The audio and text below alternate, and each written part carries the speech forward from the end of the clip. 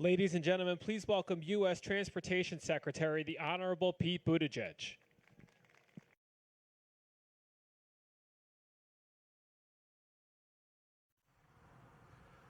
Good morning. And what a good day it is. This is a day that I know that this city, this region, this country have been looking for and waiting for a very long time. Santos and all of the workers that you represent know that you are at the heart of this, both in terms of why President Biden pushed so hard to get the infrastructure bill that created these jobs, and now at the heart of actually delivering on it. And we know we can count on you all to make this the shining project that will take its place as one of the largest and most significant public works projects in modern American history. We're delighted to be celebrating it with you.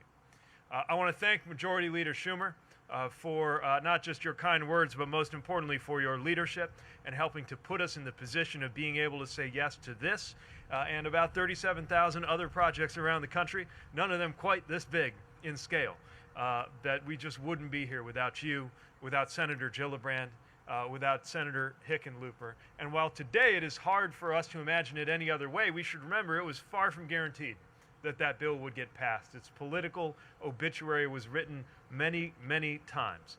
But you never lost faith in this vision. We knew we could count on you, and the president never gave up. And now, here we are. I want to recognize Governor Hochul, your extraordinary leadership in getting to this point and leading a state that puts its money where its mouth is when it comes to the importance of transportation infrastructure. Likewise, Governor Murphy and Diane Gutierrez-Scacchetti, thanks for your leadership. You have two governors on both sides of the river who know how to fight for their states and know when to team up for the greater benefit of their states and the region, and it makes all the difference for us being able to work well with you.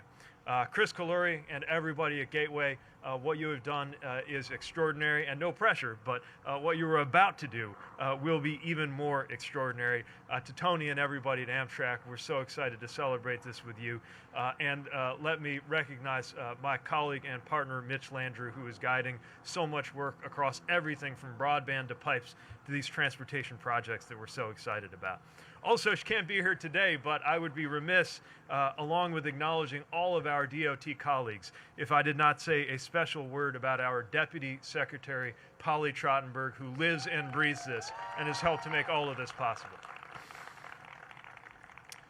Look, we are currently rebuilding roads and highways and bridges and tunnels and ports and airports all across the country, but there are some infrastructure projects so large, so complex that they defy traditional funding structures, and so significant that they become iconic parts of the American landscape.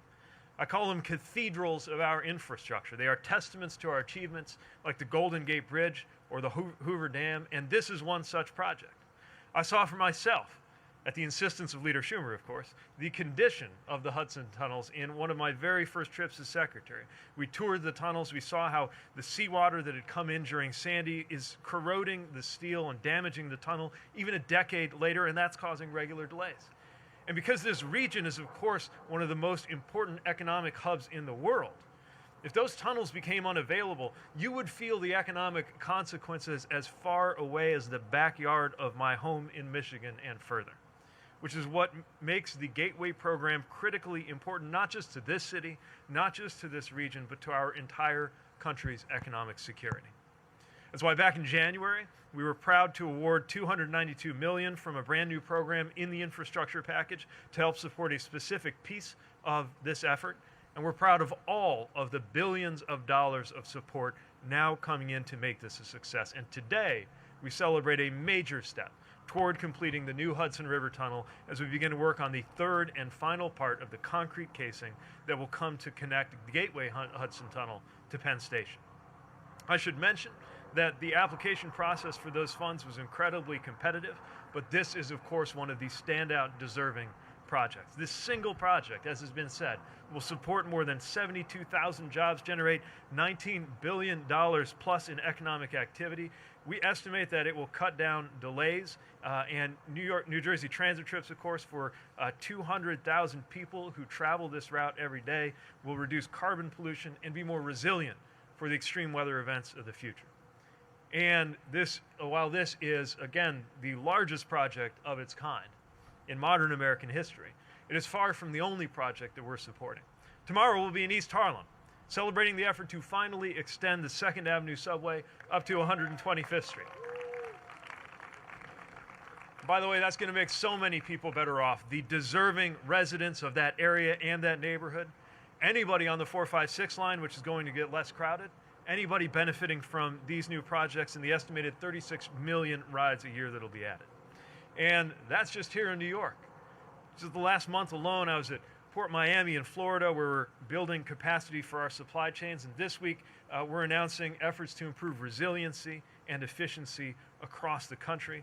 I was in Maryland recently, where we're doing no-cost tuition for veterans to get into trucking careers. Every part of our transportation systems is getting the resources and the attention that it deserves. And of course, the most important thing is not for all of us who work on this every day and care about this, but for people who won't have to think about infrastructure that much because we did. People who will be riding through those tunnels free to think about their families, their upcoming job interview, the homework assignment, whatever it is that matters most in their lives, because they no longer have to worry about those kinds of disruptions. This is a big deal. No one could be more excited, with the possible exception of my 2-year-old son, who lights up anytime he sees an excavator and has to point it out. But no one could be more excited about what's going to happen. You know, it was Teddy Roosevelt, by the way, who was president when this tunnel was first built, who brought us the Square Deal. Another great New Yorker brought America the New Deal, FDR. I believe this and the other projects in the infrastructure bill amount to such a big deal that they will come to be known by historians as the big deal, because today's news is a big, fantastic deal for the American people. Thanks for being here to celebrate. We're so excited for the road ahead.